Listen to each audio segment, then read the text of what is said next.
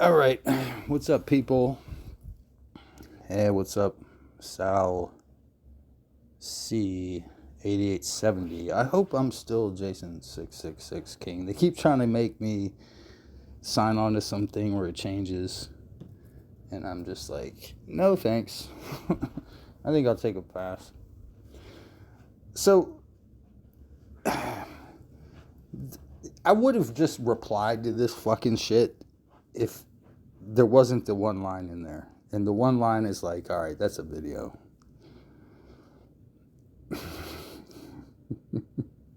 What do you think the one line is? I want to see the tantric grimoire. That's the line. That's the line right there. See, you shouldn't have said that.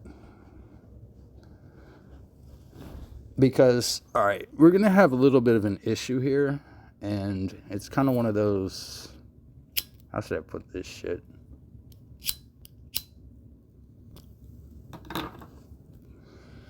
No, I don't need a new lighter. My thumbs are just weak. Haha. Right? I kick myself off the back of the bus. That's how good I am. But no, seriously. There is a cultural divide here in the way that things are understood. So in the West, what is commonly called a grimoire is supposed to be a, how should I put this? A diary of magical experience. So normally, if you get an actual grimoire, it's a working done by a magician, and he's telling you basically like, this is what I did, this is how I did it, and then a lot of times he'll fucking throw a monkey wrench in there so you can't do it, just to be able to put it on paper that he said he did it, whatever. There are good grimoires, great grimoires, whatever, grand grimoires, or so I'm told, by a movie named The Warlock.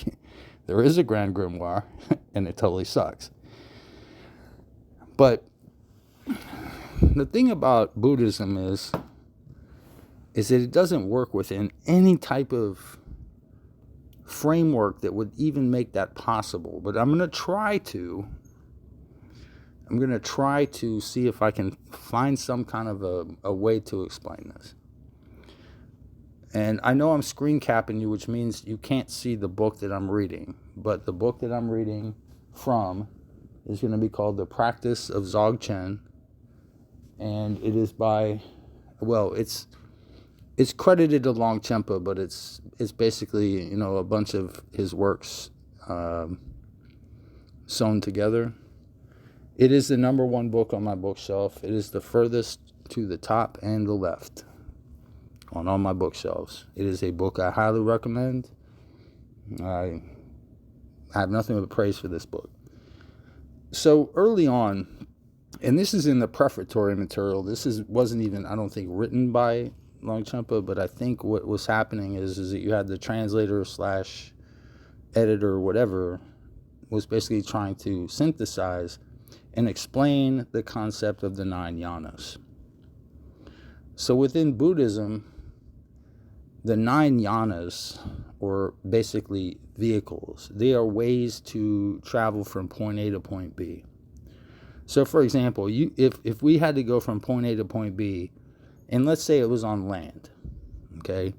So you got one dude and he's just running. Then you got another dude and he's on horseback. And then you got another dude and he's on a motorcycle. And then you got another dude and he's in a sedan. And then you got another dude that's in a fucking sports car. And then at the very last end of it, you got a dude that's in a Tesla. Right? It's almost like Speedy Gonzalez, Sonic the Hedgehog, and beep beep, the Roadrunner were having a race. The question isn't who wins, because obviously Sonic wins that. I mean, come on. That should have been 100-0 of Sonic. I mean, I get the Roadrunner ones. But as I was astutely pointed out to me, Speedy Gonzalez is so small, it's like he's basically running in place compared to the other two. And that's a good point. They actually have a fucking video on YouTube of the Roadrunner versus Speedy Gonzalez. And I thought it was pretty funny. I think it probably ended up like a tie, like they mostly do. But so let's get back to this. I want to see the Tantra Grimoire. So that would basically be an accounting or like a diary of a working, like a ritual, or this is how I got this to happen, whatever. See, the thing is that in the East, that's not even understood to be a thing. That whole thing is like seen as superstitious or silly. But there are degrees to which things like this are taken into account. So what I'm going to do is I'm going to try to... This is going to be hard because this is not on my screen. But I am going to be reading from a book. And if anybody, I am not plagiarizing. I am reading from a book. Kitty drink. I'll make sure that I'll notate when I stop reading from it. So, we're getting into a section called the 3 outer tantras. Now, these are basically yanas 4, 5, and 6. So, first we have what's called Kriya Yoga. And then this is a quote from Longchenpa. In the tantras of Kriya Yoga, one realizes that all of the phenomena of aggregates, elements, and sources which appeared in the relative level are subject to being purified. The ultimate sphere, naturally pure mind, is the basis of purification. One lives in pure livelihood and meditates as the path on suchness of the deities by means of seeing the deity as the Lord and oneself as a servant, and one wishes for the attainments as the blessings. Okay, so that's his summary of basically what turns out to be yana number 4. Now you'll notice that there are some similarities. Like you could say, okay, well, you're doing the meditative thing and you're visualizing deities and you're doing this, that, and the third, okay? There are parallels, but not entirely, because they don't see things the way, like, to say that there are, how should we put this, alien intelligences or preternatural entities. Buddhism doesn't really deal with that. And this is one of those things where I think that Buddhism is somewhat short-sighted. But it really doesn't deal with that. It tends to deal almost entirely in abstracts. If that makes any fucking sense. So I'm just going to let me give you one more, because I'm not trying to fucking quote mine or anything, like do any of that type of bullshit. Let's go to Karya Yoga. Is also known as a dual tantra.